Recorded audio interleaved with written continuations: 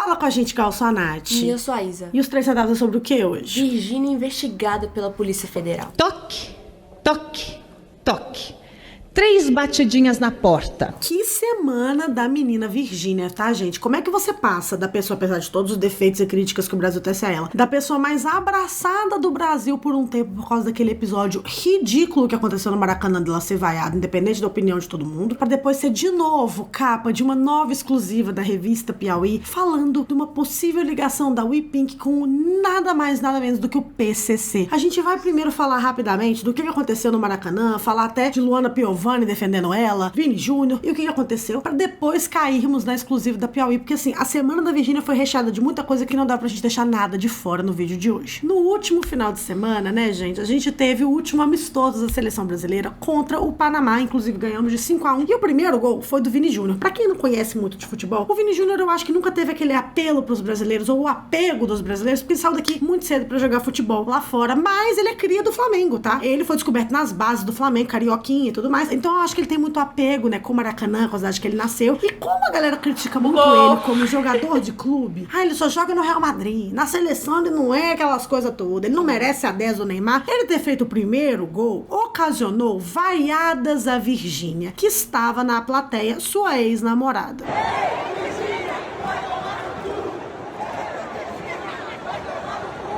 Todo mundo lembra aí, né, que os dois namoraram, entre idas e vindas. A gente já fez 2 vídeos sobre eles no canal, né, gente? Sobre o término, sobre aquela polêmica dela beijando o macaco. Vocês estão sabendo o que tá acontecendo, quais são as últimas polêmicas envolvendo Virgínia e Vini Júnior. E todo mundo sabe que a Virgínia é, sem sombra de dúvidas, a pessoa mais popular do Brasil no momento, mas também a pessoa mais criticada no Brasil no momento. E nós, Natália e Isadora, concordamos com a maioria das críticas a ela. O nosso único problema é que a gente pensa que ela se tornou algoz, como se ela fosse a única pessoa dos crimes que a internet imputou a ela, sendo que ela é só mais uma num mar de outros influenciadores que fazem o mesmo. Exatamente. Então, assim que ela foi vaiada na internet, as pessoas já começaram a se revoltar e a trazer suas opiniões. Vamos ver o que a galera tá achando na internet e vamos entender também por que isso é considerado uma violência de gênero. Calma, respira, vamos ver. O machismo mora nos privilégios que passam despercebidos. O Natan fez um show bêbado ontem e muita gente achou engraçado. Se fosse a Anitta fazendo a mesma coisa, achariam graça também? Eu só queria dizer que a gente vai falar sobre Natanzinho e Rafa Kalimann e o documentário. Fiquem de olho que isso vai vir em algum momento. Apesar do próprio Natan ter pedido desculpas, muitos fãs estão tratando tudo como se não fosse nada. Muita gente está dizendo que os gritos lá no estádio para Virgínia não tiveram nada a ver com o fato dela ser mulher, e sim porque ela divulga bets, jogos online. Então vamos usar o mesmo critério para todo mundo. Vocês acompanharam a volta do Neymar para a seleção? Porque a primeira coisa que ele fez depois da convocação foi divulgar link de jogos online nas redes sociais. E eu não vi um estádio inteiro mandando ele tomar naquele lugar. Não vi uma humilhação coletiva. Porque o que a Virgínia sofreu tem nome e sobrenome, violência de gênero. Curioso como algumas justificativas só aparecem quando a pessoa atacada é uma mulher. E é assim que o machismo estrutural se sustenta. Não apenas nos ataques explícitos, mas na diferença de julgamento que tantos insistem em não enxergar. Quando o Vinícius Júnior denuncia racismo ou chora em uma entrevista, as mesmas pessoas que ontem estavam gritando "Ei, Virgínia, vai tomar no..." são as mesmas pessoas que acreditam que o Vinícius Júnior está se vitimizando. Ou seja, aquelas pessoas que estavam gritando ontem não estavam defendendo o Vinícius Júnior. Ou seja, é a mesma seara, claro que não generalizada, mas é o mesmo grupo, são os mesmos estereótipos, são os mesmos fenótipos. Quando o Vini denuncia uma atitude de racismo, é mimimi. Aí vocês querem justificar que aquela atitude grotesca com a Virgínia ontem foi por causa do macaco.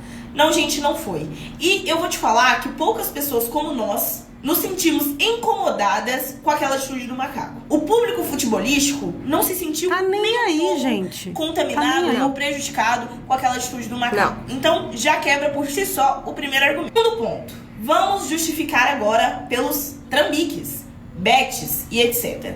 Nós temos o maior trambiqueiro da história jogando bola, Neymar Júnior. As pessoas fizeram um vídeo comemorando a convocação do Neymar, uma pessoa que possui o caráter totalmente duvidoso. Ou seja, também a questão não foi Bet. Gente, não precisamos ir muito longe, não. Não é que o Neymar faz Bet. A Bet é patrocinadora da seleção. A galera tava querendo falar da Virgínia num gol do Vini Júnior. O Vini Júnior divulga a Bet. Não é que ele divulga a Bet, ele é garoto propaganda de uma casa de apostas. Consegue distinguir? É absurdo. Eu tô vendo os jogos agora. Tava até vendo os jogos, todo mundo assistindo, né? A Champions League, a final e tal. Até lá fora, o que tem de propaganda de Bet? Lá naquele canto do gramado onde ficam os patrocinadores, gente, o futebol mundial está sendo patrocinado por casas de aposta. Só que, de alguma forma, a única pessoa que merece vaias é a Virgínia, tá bom? Todo mundo que divulga bets, todo mundo que aceita patrocínio de bets, tem que ser questionado, sim. É uma atitude que a gente sabe que é prejudicial pra família brasileira e a família mundial. A gente sabe o tanto que isso causa prejuízo pra saúde mental e financeira das pessoas. Só que a gente não pode transformar isso num problema de uma pessoa quando a gente tem o maior reality show do Brasil tendo prova do líder patrocinado por uma casa de bet. A culpa não é só da Virgínia. Gente,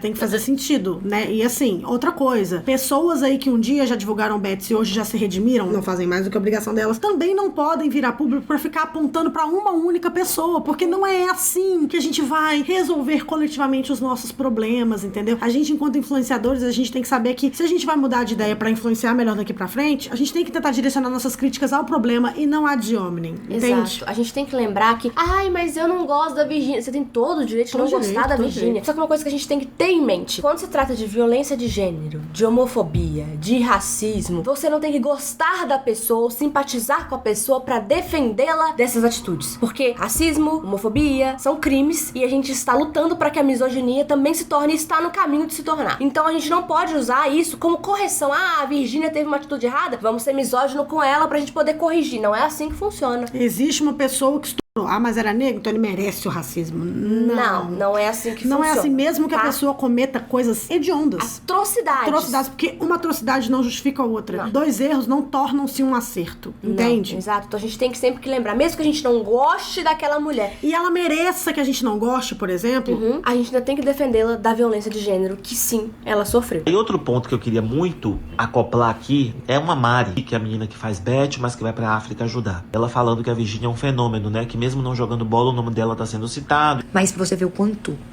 ela é poderosa. O Brasil fazendo gol e o povo preocupado falando o nome dela. Ela é muito ruim mesmo. Falta de noção. Eu acho que você não é mais nenhuma criança. De inocente você não tem nada. Nenhuma marca se sustenta com algo tão ordinário como o que aconteceu. A gente pode entender como uma vergonha nacional o fato de pessoas como você e Virgínia prosperarem com jogos, assim como um estádio está xingando uma mulher.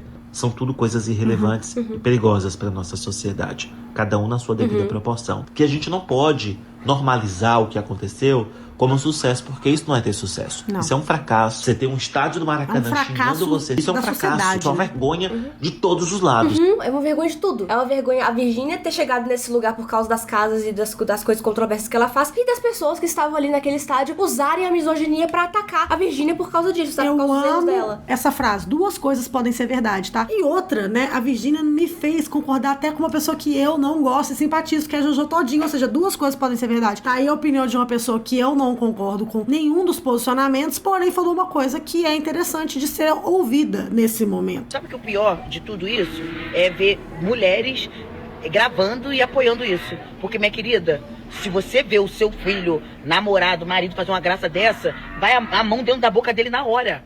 Na hora, tá louco? Que fosse com você. O que você tá endossando fazendo com os outros? Primo, amigo, seja o que for. Não façam isso. Cara, é errado, erradíssimo as atitudes dos homens. Só mostra o quanto são babacas.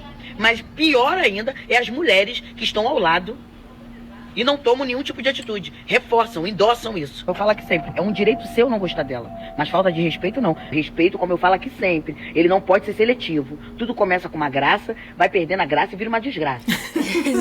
Mas é verdade, quando, inclusive, esse vídeo viralizou, dava pra ver que, tipo, a Virgínia ficou acuada. Quando acontece alguma coisa na nossa frente que dá claramente pra ver que a pessoa tá mexendo com a gente, tentando peitar, tentando fazer alguma coisa, eu acho que todos nós, não nesse nível, nessa escala, óbvio, mas acho que todos nós já passamos por algum tipo de constrangimento por parte de um terceiro que a gente teve que fingir que não tava acontecendo. Então dava pra ver que era essa sensação que a Virgínia estava tendo. Antes mesmo, né, dela se pronunciar e tal, o Vini Júnior veio também nos seus stories postar uma mensagem pedindo para as pessoas não atacarem a Virgínia. Ele falou: o ambiente foi mágico hoje no Maraca, mas queria pedir com todo carinho para que não ofendem a Virgínia. Tivemos uma relação muito bonita e gostaria que a apoiasse, porque entre a gente está tudo bem, o respeito e carinho seguem, vamos juntos, pelo Hexa. Ela repostou, agradeceu e tal. E ela depois, nos seus stories, até chegou a repostar um carrossel de uma das suas páginas de fã, colocando ali as suas opiniões, falando que, tipo assim, isso era violência de gênero, coisa que a Virgínia pouco faz. A Virgínia não é uma pessoa extremamente politizada, ela não entra em assuntos muito espinhosos. Exato, inclusive muitas pessoas criticam isso na Virgínia. Ai, mas ela não fala sobre feminicídio, ela tem uma influência tão grande no Brasil e ela não fala de assuntos importantes. Inclusive, uma crítica válida à Virgínia. Ela poderia usar a plataforma dela pra falar um pouco mais, não precisa falar sempre não, mas falar coisas importantes pra causa, principalmente por ela ser mulher e estar sofrendo violência de gênero. Mas mesmo assim, mesmo que ela nunca tenha falado sobre, ela ainda é mulher e ela ainda sofreu isso. Exatamente. Então assim, é uma crítica à Virgínia, ela pode melhorar, ela pode começar a trazer esses assuntos mais sérios, nem que seja um pouquinho pra sua audiência, já que o trabalho dela é influenciar, mas isso não justifica o que aconteceu com ela. Inclusive, gente, ela que pouco se pronuncia ever, veio em um carrossel na sua própria página no Instagram falar sobre a dor que ela sentiu. Ela disse o seguinte: eu estava pensando esses dias, e sabe de uma coisa? Eu também me canso. Eu também tenho dias em que dói, mas eu me reconstruo e percebi que uma das maiores lições que a vida me ensinou até hoje foi que as pessoas sempre vão ter uma opinião sobre você. E, na maioria das vezes, isso diz muito mais sobre elas do que sobre você. Quando comecei a gravar vídeos pra internet, diziam que eu estava passando vergonha, e eu senti vergonha, mas continuei. Nos relacionamentos, fui julgada. Na maternidade, fui julgada. Quando construí empresas do zero, fui julgada. Me lembro de quando diziam que não duraria um ano, depois que era barato demais, depois que era sorte. E quando já não existia mais o que dizer, começaram a questionar os métodos, os números e os resultados. Os números das empresas que construímos com tanto trabalho passaram a ser questionados, mesmo sendo auditados por uma das maiores empresas de auditoria, a BDO. Na vida pessoal não foi diferente. Quando ousei me desafiar a fazer algo pela primeira vez no carnaval, fui julgada. Quando meu casamento terminou, fui julgada. Quando tentei recomeçar, fui julgada. Mas ontem aconteceu algo e eu senti uma coisa diferente, me senti acuada. Talvez uma das sensações mais ruins que já senti. E isso tudo sem ter feito absolutamente nada. E aí eu entendi uma coisa: vai ser sempre assim. Se eu trabalhar, vão criticar. Se descansar, vão te criticar. Se usar uma roupa que goste, vão criticar. Se eu falar ou me calar, vou receber críticas. Então chega uma hora que você precisa decidir. Você vai viver a sua vida ou as expectativas dos outros? Porque a crítica nunca construiu uma empresa, nunca gerou empregos, nunca realizou um sonho. Quem faz isso é o trabalho, a constância, a disciplina. É continuar mesmo quando você está cansada. E é por isso que eu queria falar especialmente com você, com a mãe que está tentando fazer o melhor pelos filhos e sente que nunca é o suficiente, com a mulher que está tentando recomeçar sozinha, com quem está abrindo um negócio, sonha em ser influenciadora, ou com a mulher que caiu e está tentando levantar mais uma vez. Não pare porque riram de você, porque duvidaram de você ou porque te criticaram. Porque se eu tivesse parado na primeira crítica, eu jamais teria vivido tudo que eu vivi. E não queira provar nada pra ninguém. No final das contas, a sua história não será contada pelas pessoas que falaram de você. Ela será contada por tudo aquilo que você teve coragem de construir apesar delas. Não deixe que a opinião dos outros seja maior do que o sonho que Deus colocou dentro de você. Porque ninguém vê as lágrimas, ninguém vê os medos, ninguém vê as noites sem dormir, mas você vê e Deus vê. Então continue, porque a sua história não é definida pelas vezes que tentaram te derrubar. Ela é definida pelas vezes que você decidiu se levantar, se reconstruir e seguir em frente. E obrigada a todas as mensagens de apoio, obrigada a todas as mulheres que estão se unindo, se apoiando, se amando. Eu passaria por isso mais 1 milhão de vezes para que todas nós fôssemos unidas sempre. Foi um assunto tão absurdo que até a maior hater pública de Virgínia, Luana Piovani, se manifestou. Vamos dar uma olhada. E ela ficou do lado da Virgínia. Vai chover. Minimamente de decência. Falta de decência. Falta de decência.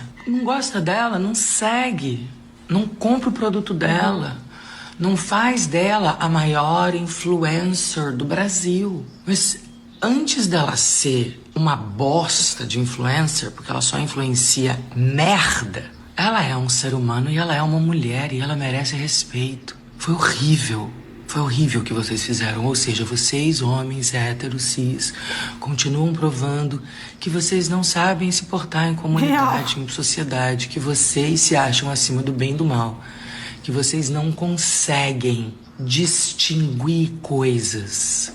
que pra vocês tudo é uma coisa só. E é muito louco porque no meio de... Ela fez todo um desabafo nos stories pra falar sobre tudo isso. E uma das coisas que ela fez, ela contou uma história sobre quando ela e o seu agressor, o da Dolabella, se separaram e já tinham uma medida protetiva. A gente sabe da história da fita métrica. E aí ela contou uma história de quando ela estava num bar e ele foi num bar na frente dela. Ele não poderia estar nesse bar, já que tem a medida protetiva. Só que as pessoas no outro bar começaram a gritar Luana, Luana, porque o dado estava lá. Ou seja, ela foi agredida, ela era a vítima e ela estava sendo agredida de novo naquele ambiente. Nesse lugar de escárnio, provavelmente em sua grande maioria por homens. Gente, quando a gente tá falando de homens, não se sinta ofendido, Rafael do Espírito Santo, não é sobre você, é sobre o coletivo homens héteros. Entenda. Acorda, querida. Quando uma mulher fala que odeia homem, a gente tá falando da instituição homem, entendeu? Não é você, Gabriel do Espírito Santo. É, uma coisa que eu gosto muito que eles falam, né? Nossa, mas a misandria está liberada. Tipo, as mulheres odeiam abertamente os homens, né? Falam que eles são bobos, ridículos, estúpidos, contam os causos românticos, ridicularizam homens, e homens não fazem tanto isso nas redes sociais. Beleza, pode até ser que sim, mas essa que é a diferença. Quando a mulher vira e fala que odeia homens, a gente tá falando da instituição, do patriarcado, da forma como homens, inclusive o meu filho um dia vai ser socializado e eu e o pai dele vamos ter que quebrar isso aqui na nossa casa. A gente não tá falando de você em específico, do meu irmão, do meu marido, de pessoas que a gente ama, que são homens cis. Agora, quando um homem fala que odeia uma mulher, ele odeia você, pessoa. Essa é a diferença. Homens odeiam pessoas, mulheres. Nós odiamos o sistema que criam esses homens. E agora, sabendo o que a gente sabe hoje, a gente consegue ver esse comunicado que ela fez com outros olhos, tá?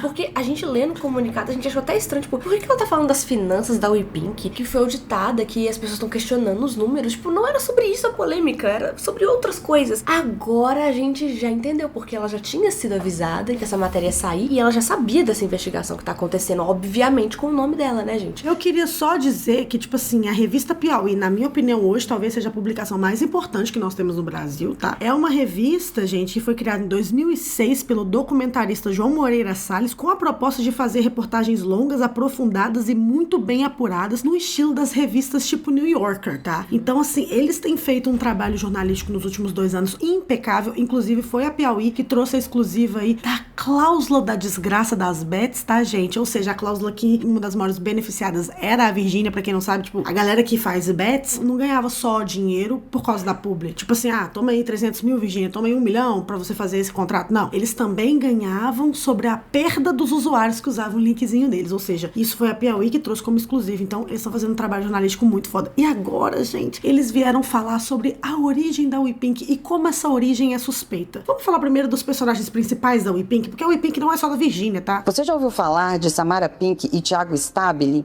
A agência pública descobriu que eles foram sócios de Karen de Moura Tanaka Mori, conhecida hoje como a Japa do PCC, na empresa que deu a inspiração para o WePink, que é a Pink Lash. E sim, nós estamos falando da WePink, a empresa de Virgínia Fonseca. O ano era 2017 e um estúdio de beleza chamado Pink Lash estava sendo inaugurado no bairro do Cambuci, em São Paulo. As sócias eram Karen Mori e Samara Carranovich Martins, que hoje é conhecida como Samara Pink. Essa parceria rendeu. A Pink Lash se tornou uma franquia e chegou a ter pelo menos 12 unidades na Grande São Paulo de 2017 para cá. Além das duas, Thiago Stabile, que hoje é marido da Samara Pink, também entrou na sociedade. E foi daí que surgiu um negócio ainda mais lucrativo, a rede de produtos de beleza WePink. Segundo informações dos próprios sócios da WePink, a empresa chegou a faturar 1,3 bilhão de reais só em 2025. Acontece que Karen, lá de trás, é viúva de Wagner Ferreira da Silva, conhecido como Cabelo Duro. Ele já foi apontado pela Polícia Civil de São Paulo como um dos principais representantes do primeiro comando da capital, o PCC, na região da Baixada Santista.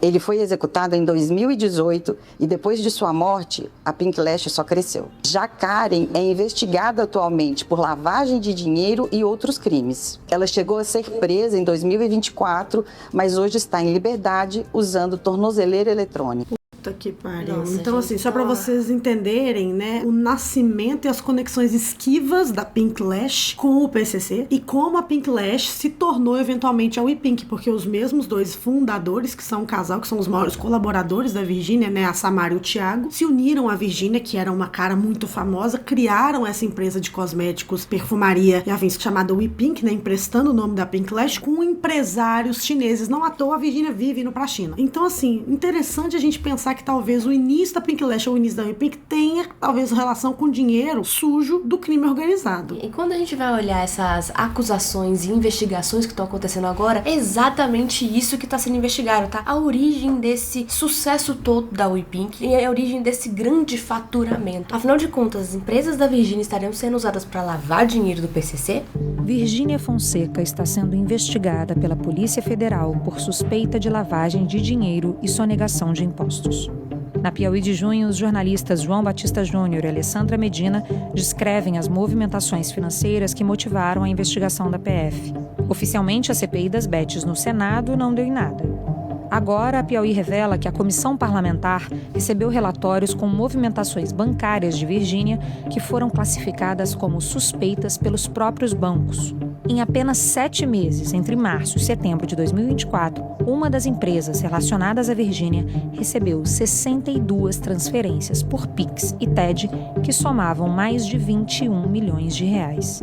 Procurada pela Piauí, a influenciadora negou qualquer tipo de irregularidade em suas movimentações financeiras. Ou seja, tá complicado, né, gente? É aquela situação, eles foram olhar as movimentações financeiras das empresas da Virgínia e acharam um pouco estranhas a quantidade de dinheiro que tá envolvido ali, sendo que, assim, gente, no mesmo mês, tipo assim, várias transações diferentes somando 21 milhões de reais pra uma das empresas, é um valor muito alto, vocês não acham? Meu Deus, é muito dinheiro! Inclusive, a matéria é muito completa. Sabe qual que é o nome que eles usam pra matéria, gente? Tipo, a manchete principal é a tigresa dos algoritmos, Virgínia Fonseca. Primeiro, eles fazem meio que uma análise, um case study sobre o poder da Virgínia na internet, que hoje se tornou a celebridade e influencer mais poderosa do país e uma pessoa que se emancipou completamente da necessidade da televisão, de outros veículos de mídia para propagar sua mensagem. Ela e sua família, seus colaboradores e a sua vida já fazem isso por si só apenas nos seus stories. Então, eles primeiro começam a falar sobre isso e depois eles prosseguem em dizer o que foi que realmente aconteceu para despertar esse interesse da COAF, que é o órgão competente para analisar esses casos financeiros e monetários. Então, a gente tem que entender que o CNPJ, Virgínia Fonseca e tal, tem diversas empresas, né? A gente tem empresas pra gente fazer várias transações monetárias, emitir nota fiscal e coisas do tipo. A empresa em questão que está sendo investigada é a Talismã Digital, uma empresa que inclusive ela tinha com o Zé Felipe para publicidades e afins. Eles teriam recebido mais de 22 milhões entre março e setembro de 2024 e cerca desse valor, ou seja, 21 milhões, entraram via Pix. Inclusive até o Banco Santander que alertou a COAF, né, pra falar assim, ai gente, esse valor aqui que tá entrando na conta é meio alto, né? Isso tá esquisito. E a gente tem outras empresas também que estão sendo investigadas. A FS Holding Participações e a própria WePink, que é a empresa de cosméticos. Então, só pra vocês entenderem a suspeita, é que a investigação busca entender a origem e o destino dos recursos movimentados e os órgãos responsáveis analisam se houve alguma irregularidade financeira, fiscal ou possível lavagem de dinheiro. Isso quer dizer que a Virgínia cometeu algum crime, que ela já foi residenciada? Não, não é isso. É uma investigação que está acontecendo por causa de uma denúncia, uma movimentação suspeita ou movimentações suspeitas, mas não quer dizer que isso seja de fato a condenação, tá, gente? É apenas uma investigação que está começando a ocorrer, já que a polícia precisa investigar essas supostas irregularidades. E obviamente assim, se você for no stories da Virgínia de ontem, você vai ver que ela viveu o dia dela perfeitamente normal, não se importou com isso. Estratégia, obviamente, de RP, porque ela não está sendo indiciada ainda por absolutamente nada. São só investigações e essas investigações chegaram até esses jornalistas que nos deram essa exclusiva. Mas os advogados e representantes legais da Virgínia já deram seus 3 centavos sobre isso. Eles afirmaram que os 17 milhões pagos pela AMPPA Talismã Digital correspondem a cachês de campanhas publicitárias contratadas com notas fiscais emitidas e operações declaradas aos órgãos fiscais competentes. Já o Dalmo Jacob do Amaral Júnior, advogado da própria WePink, negou irregularidades no faturamento da empresa e explicou que a marca se utiliza de forma esporádica do mecanismo de antecipação de recebíveis de cartão de crédito, prática considerada legal e comum no mercado financeiro. Então, assim, eles já estão ali prontamente para falar e dar seus comunicados, mas o que isso vai dar, realmente a gente tem que esperar a investigação seguir. Mas a internet, gente, já está falando muito sobre. Vamos dar uma olhadinha no que eles estão achando? Tenho a impressão que todo mundo tá lavando dinheiro. Eu tô só existindo. Tá todo mundo envolvido no esquema, eu tô só existindo. Tô só trabalhando. Eu tô só advogando. No meio meio disso tudo, também existe uma expectativa pública por explicação de quem construiu um império baseado na confiança de seus seguidores. Não dá pra querer o bônus da influência sem aceitar o ônus da transparência. E talvez essa seja a semana mais simbólica da carreira da Virgínia. A vaia foi sobre misoginia, exposição, crueldade coletiva. Mas o ponto mais curioso dessa história toda é que toda crítica ou até investigação que acontece com a Virgínia sempre vira perseguição, nunca uma reflexão, nunca até uma autocrítica. E talvez o episódio do Maracanã, por pior que seja, tenha sido justamente o momento em que a realidade furou a bolha. Porque uma coisa é dominar o engajamento, outra completamente diferente é ser admirada fora da tela. E agora a pergunta não é se você gosta ou não da Virgínia, porque fama explica engajamento. Mas chega uma hora em que carisma não basta e a gente finalmente descobre que influência e responsabilidade tem que andar lado a lado. Sim, isso é uma coisa que a gente sempre fala aqui, gente. Influenciador, tá aí. O nome da profissão já fala. É influenciar. O nosso trabalho é influenciar. Então a gente tem que ter ética, a gente tem que ter responsabilidade, já que a gente está influenciando milhares de pessoas. E a Virgínia tem que entender isso no final das contas, assim, mesmo que chegue no final das contas e a WePink não tenha nenhum envolvimento e realmente foi uma investigação que não levou a nada. Isso precisa trazer reflexão. Essa semana, no geral, tudo tem que trazer reflexão pra Virgínia, pra ela entender que daqui pra frente não dá pra ser igual tá sendo agora, tem que ter mudança. E eu espero de verdade, gente, que ela esteja com as mãos limpas de verdade, igual os advogados dizem que ela está, porque ela tem 3 crianças pequenas. Nossa. Olha, não tenho palavras pro tamanho da decepção, assim, mas aquela coisa, eu não estou surpresa, porque, gente, esse nível de enriquecimento no Brasil, ela já era uma pessoa popular na internet, antes do Zé Felipe, dos filhos, e de se tornar o que ela é hoje, a potência na internet que ela é hoje. Só que, assim, o nível de enriquecimento que essas pessoas enfrentaram em 5, 6 anos, no Brasil, um país majoritariamente pobre, é de se questionar. Qual que é a opinião de vocês? Se inscreva no canal, dê like nesse vídeo, comente pra esse vídeo chegar em mais pessoas, ajude a continuar crescendo na internet. Isso tudo de sempre. Um beijo, tchau!